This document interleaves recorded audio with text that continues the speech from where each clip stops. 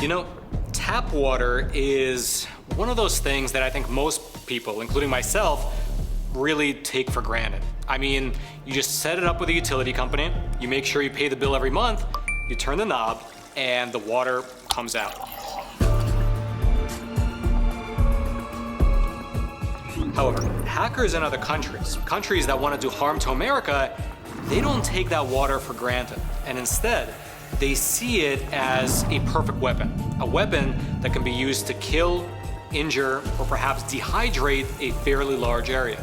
And this is no longer the realm of science fiction, and it's no longer a threat that we might have to look forward to in the next decade. Instead, physical infrastructure is now fair game for state-sponsored hackers who have the capabilities to, among other things, poison the water supply. With the stroke of a few keys on a computer keyboard, you can have Chinese, Russian, Iranian, North Korean hackers taint the very water that comes out of our taps. And this is really all part of a new global battlefield where world powers, they no longer just compete using direct kinetic warfare. Instead, they're constantly trying to, under the surface, exploit each other's weaknesses. So today, let's peel back the veil just a little bit and get a glimpse into these water wars, as well as some advice that you might take to protect both yourself and your family.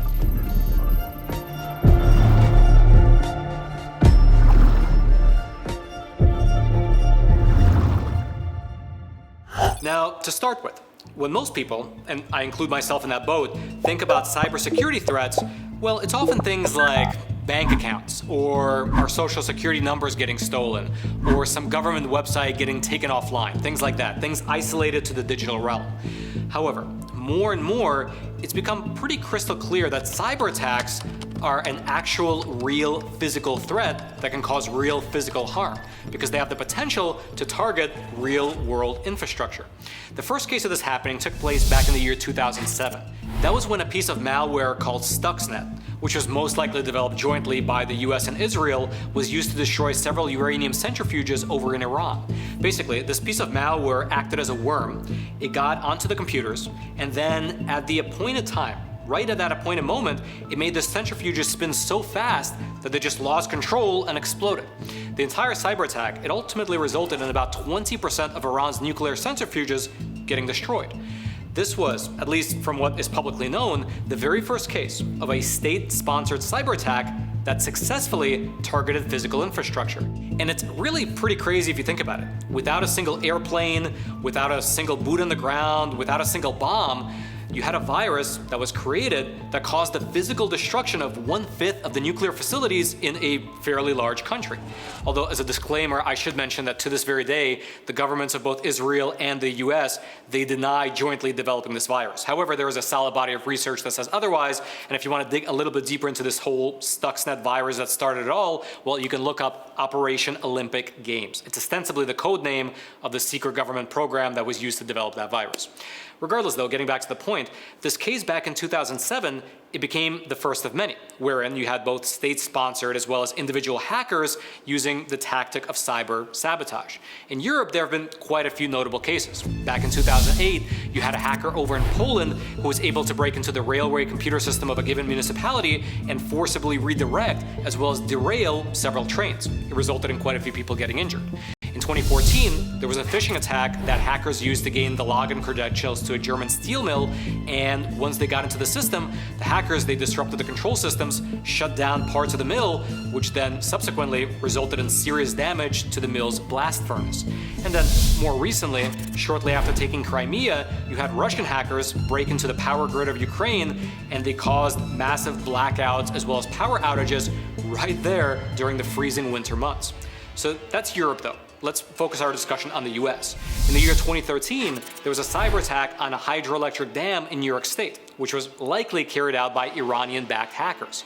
That cyber attack, it could have resulted in the dam flooding a nearby town, but luckily it was caught early enough and that didn't happen, although it was within the realm of possibility. Then you fast forward to the year 2021, and you probably remember what happened with the Colonial Pipeline incident.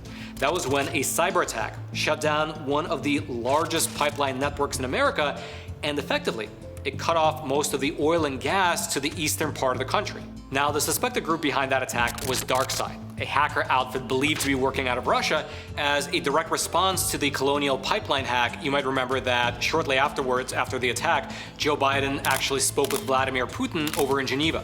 And during that meeting, Joe Biden gave Putin a list of 16 critical infrastructure entities that were off limits to Russian hackers.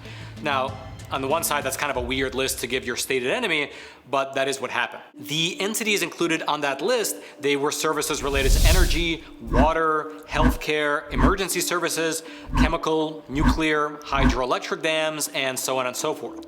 Then, 1 month after handing Vladimir Putin that particular list, Joe Biden gave an official address to the nation wherein he warned America of an impending Russian cyber attack that was supposedly on the horizon, something that he said may actually trigger a shooting war. Take a listen. You know, we've seen how cyber threats, including ransomware attacks, increasingly are able to cause damage and disruption in the real world. I can't guarantee this, and you're as informed as I am. But I think it's more likely we're going to end up, if we end up in a war, a real shooting war with a major power, it's going to be as a consequence of a cyber breach of great consequence. And it's increasing exponentially, the capabilities. Now, luckily, a shooting war did not materialize, but the hacks did keep on coming. In 2023, over in Pennsylvania, you had an Iran-affiliated group called Cyber Avengers who took control of a water station located a little bit north of Pittsburgh. This water station, it monitors and regulates the water pressure for nearby towns. Now, fortunately, this particular hack, it was caught in time, and so the pumps, they were switched to manual mode, and there was no service interruption to the nearby towns. However, the hackers, they did make sure to leave a warm message on the computer terminals that they hacked, which showed this image, and it read, "You have been hacked. Down with Israel. Every equipment that's made in Israel is Cyber Avengers' legal target." This is the same hacking group, by the way, that claimed responsibility for causing power outages inside of Israel just earlier this year. Then, in January of 2024, so just about 8 months ago, over in the state of Texas, there was another cyber attack in the city of Muleshoe. Russian hackers, claiming to be affiliated with the Kremlin, they remotely accessed a water tower in North Texas. Once inside, the hackers, they caused thousands of gallons of water to overflow for hours on end, leading to an actual state of emergency to be declared. Then, in April of this year, water authorities over in Indiana, they also acknowledged that there was some kind of a Russian hack in the town that's about 40 miles north of Indianapolis, although they didn't give too many details. And so that is generally the background of this document right here. Just to pause here for a super quick moment, listen. It's obvious that the financial system is not looking too great. After being pumped up with trillions of virtually free government dollars for many, many years now, well, the stock bubble might actually burst in the near future. And in that process, unfortunately, it could take away the nest egg of anyone who happens to be exposed to it. And so consider taking this opportunity to diversify into something which is beyond the grasp of Washington, D.C. and Wall Street, physical gold and silver. And the best company to use, in my opinion, is the sponsor of today's episode, American Hartford Gold, who, I should mention, is also my own personal gold and silver bullion dealer. And besides myself, they have thousands of 5-star reviews from other Americans, and they also have an A+ rating with the Better Business Bureau. And working with them is rather simple. They have a huge selection of coins, bars, and rounds to choose from. They have super friendly staff who you can call, and they can set up either gold delivery directly to your doorstep, or they can even set you up in a gold IRA. And then lastly, best of all, if you tell them the Roman sent you, they will throw in a free gold coin with your first qualifying purchase. So give them a call. The number is 866-242-2352. That's 866-242-2352. Or you can simply text Roman to 65532. I'll also throw a link to their webpage. It'll be down there in the description box below. Earlier this year, this is a letter that was sent to every governor of every state in the U.S. It was jointly written by two men, Mr. Michael Reagan, who is the head of the EPA, alongside National Security Advisor Mr. Jake Sullivan. And in part, they wrote the following, quote, "Disabling cyber attacks are striking water and wastewater systems throughout the United States. These attacks have the potential to disrupt the critical lifeline of clean and safe drinking water, as well as impose significant costs on affected communities." And then, right below that opening statement, this letter goes on to give two specific examples of the threat. One of them, the first, we already mentioned, the Iranian hackers who disabled the water system a little bit outside of Pittsburgh, Pennsylvania. However, it's the second example that they give in this letter, which is really worth highlighting. Here's what they wrote, quote, "The People's Republic of China state-sponsored cyber group known as Volt Typhoon has compromised information technology of multiple critical infrastructure systems, including drinking water in the United States and its territories. Volt Typhoon's choice of targets and pattern of behavior are not consistent with traditional cyber espionage. Federal departments and agencies assess with high confidence that Volt Typhoon actors are pre-positioning themselves to disrupt critical infrastructure operations in the event of geopolitical tensions and/or military conflicts." That's right. A Chinese communist hacker group called Volt Typhoon has been quietly worming their way into critical infrastructure systems throughout the whole nation and then doing nothing, just patiently waiting until the opportune moment arrives. And apparently they are very patient. In fact, this letter, it has a hyperlink that takes you to a 45-page joint cybersecurity advisory report, you can see it up on your screen, which outline the cyber efforts of communist China to attack America. And included in that report is an admission that Volt Typhoon, the CCP hacking group, has maintained access footholds within some victim systems for at least 5 years. Again, they're just sitting there quietly, observing and biding their time. And just as an aside, outside of just water, there's also evidence that Volt Typhoon has also gotten into organizations spanning the gamut: communications, manufacturing, utility, transportation, construction, maritime, government, information technology, and education sectors. And that again, after getting access into these systems, they're just sitting there quietly waiting. Waiting for what? Well, during a recent hearing that was held by the House Select Committee on the Chinese Communist threat, you had Congressman Mike Gallagher, who's both the chairman of the committee and he's also a former Marine Corps intelligence officer, and he said the following.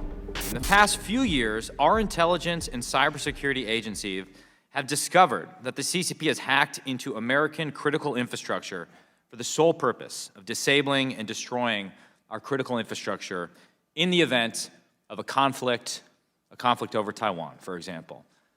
This is the cyberspace equivalent of placing bombs on American bridges, water treatment facilities, and power plants.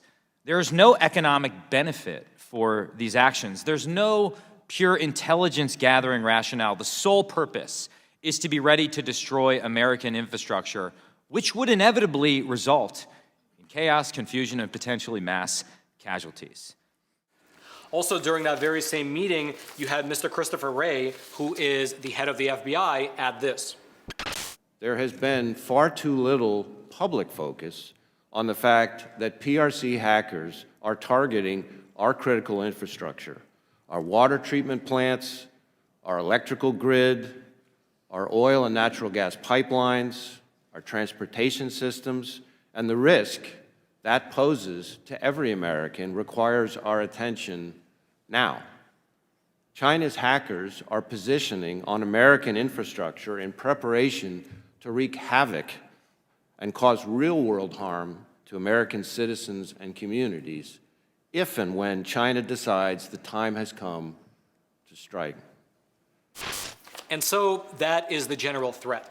However, on the flip side, in terms of securing the water infrastructure from these hackers, there have been some positive developments. Since this letter right here was sent to the governors in all 50 states back on March 18th of this year, something called the Water Sector Cybersecurity Task Force was established. It's basically a coordination body between the federal government and the different state and municipal level water agencies to help share best practices and prevent attacks. As an example of what that looks like in practice, apparently the Iranian hackers were able to get into the Pennsylvania water system because someone never changed the default manufacturer passwords on their machines. And so something seemingly as innocuous as that could lead to disaster, and that's some of the ways that they're sharing best practices, such as change your password from password 123 to something that's actually safe. Furthermore, it appears that there's both a carrot and a stick approach. The carrot is, of course, just sharing best practices. The stick is when the EPA begins to threaten water agencies across the whole country with actual criminal and civil penalties for not implementing proper digital safety precautions. And along that line, the EPA has stepped up both their audits and their inspections, and they're clamping down on community water systems that are not complying. Apparently, they've already punished over 100 municipalities for not meeting the standard. And so that's where we currently stand. On the one hand, you have Russian and Iranian hackers who have already successfully, to differing degrees, hacked into America's water systems. The Chinese apparently have sleeper agent-style viruses in our computer systems across the whole nation, just waiting for something. And meanwhile, the next election is being decided based on whether or not tampons should be kept in the boys' room or not. That is the beauty of the present moment we find ourselves in. Now, I'm sure that people watching this episode are saying to themselves, hey Roman, this is true, but you're not mentioning that probably American hackers are also deep inside of Russia, Iran, and China as well. And they probably are. I would be shocked if all the other great superpowers are doing this and they have this capability, but the US doesn't. I'm sure that we probably have the best hackers anywhere on the planet. However, that's not really the point. The point is to expose the fact that as these geopolitical machinations play themselves out, with great powers looking for new ways to attack each other, well, the common citizens are the ones who get caught in the middle. To attack your rival nation in this new novel way ultimately translates to you and I and our entire towns suddenly not having any water. And that's devastating. One time, I was actually sent down to Louisiana to report on the aftermath of Hurricane Ida. It was a Category 4 hurricane that devastated pretty much everything east of Baton Rouge. And my big takeaway from that experience was that it is so important to be prepared. Because normally, if you don't have food, water, or gas, you just head down to the store and you buy it. But if it's an emergency and nobody in a given area has food, water, or gas, then you might be waiting for 10 hours just stand in line to get maybe a few gallons if you're lucky. We saw people lining up for miles to get a few emergency rations. And so in my opinion, the best that you can probably do in anticipation of an event like this where the water gets hacked is to protect yourself and your family by securing your own water supply. And there's a range of things that you can do depending on where you live, your budget, and your general situation. I'll give you a few ideas, and I'll mention that nothing here is sponsored, just some actionable ideas that you can implement in your own life and for your own family. Firstly, in the case that water gets poisoned rather than just turned off, consider adding a serious filter to your house. There are some great filters that you can add directly to your sink, or you can put it underneath the sink, and some of these filters work quite well. I mean, you can even get like a reverse osmosis filter, which gets pretty much rid of everything in the water, and that's a good option, especially because one thing that might happen is that a hacker group, they might change the quantity of certain chemicals in the water. For instance, water treatment facilities, they usually add something called sodium hydroxide into the water in order to adjust the pH level and to keep the bacteria at bay. Usually it's added to like a ratio of 100 parts per million, but a hacker group, they could increase that ratio to, let's say, like 100,000 parts per million, making the water toxic to humans. And so having a filter in the house would be great in that scenario. You can also keep some potable water alongside your emergency supplies. Water inside of plastic bottles can last for several years, and even if plastic is not the ideal container for water, it's still perhaps better than not having anything at all in that scenario. Furthermore, another scenario might be that the water gets turned off completely at the same time that the electricity goes out. Maybe that CCP hacker group decides to pull the trigger and turn off the water taps as well as target the electrical grid simultaneously. For that, consider stocking up on some non-electric ways to purify the water. Things like 5-stage carbon filters, water purification pills, or something like a life straw. It would be really good to have something like that around the house that would let you purify the water without the use of electricity. That way you would still be able to collect water from the environment, maybe from a well or a river or just rainwater, and purify it. And also, depending on where you live and how big your property is and also what your budget is, you could consider building a rainwater collection system. I've been looking into it myself, and it seems like a good idea. It's a bit expensive and it's a bit of a project, but if you commit, you would legitimately become completely water independent. Not just in case of emergency, but just in general. In fact, I recently watched a great YouTube video tutorial where a guy, he went through step by step in terms of the process of building a rain collection system in his own backyard. I'll throw a link to that video down in the description box below, but do note, as ridiculous as it sounds, it's actually illegal in some states to build rainwater harvesting systems, and so check your local laws. And so that's where we're currently at. Iranian, Russian, and Chinese hackers are targeting our water supply. In the case of Iran and Russia, they've already successfully done some test runs. The Chinese apparently have a knee-deep grip into our infrastructure systems, and they're just waiting for orders to attack. And our federal government is apparently on it, which is exactly why I would recommend that you take your own precautionary steps now in order to protect both yourself as well as your family. If you'd like to go deeper into anything that we discussed in today's episode, including my research on these threats, what the federal government is doing, the history of this cyber sabotage, as well as some links into some steps that you can actually take to implement in your own household, I'll throw all those links down into the description box below, which I should mention is that same description box right below those like and subscribe buttons, both of which I hope you take a quick moment to smash. And then lastly, if you appreciate this content and you're thinking to yourself, hey, I'd like to support Roman and I'd like to gain access to his episodes 2 or maybe even 3 days before they're released on YouTube, well, you're in luck because you can subscribe over to Epoch TV, our awesome no censorship video platform, and you can gain access to all of our episodes 2 or sometimes even 3 days before we publish them on YouTube, just based on our schedule. And there's also a huge backlog there of things that we never published on YouTube just because of the the algorithmic suppression of free speech here on this platform. And so if you'd like to get access to all that great content, the link to subscribe to Epoch TV will be right there at the top of the description box below. Just click on that link. It'll take you to the sale page where you can check it out, subscribe, support our work, and get access to great content. Again, that link is right there in the description box below. And then until next time, I'm your host, Roman from the Epoch Times. Stay informed, and most importantly, stay free.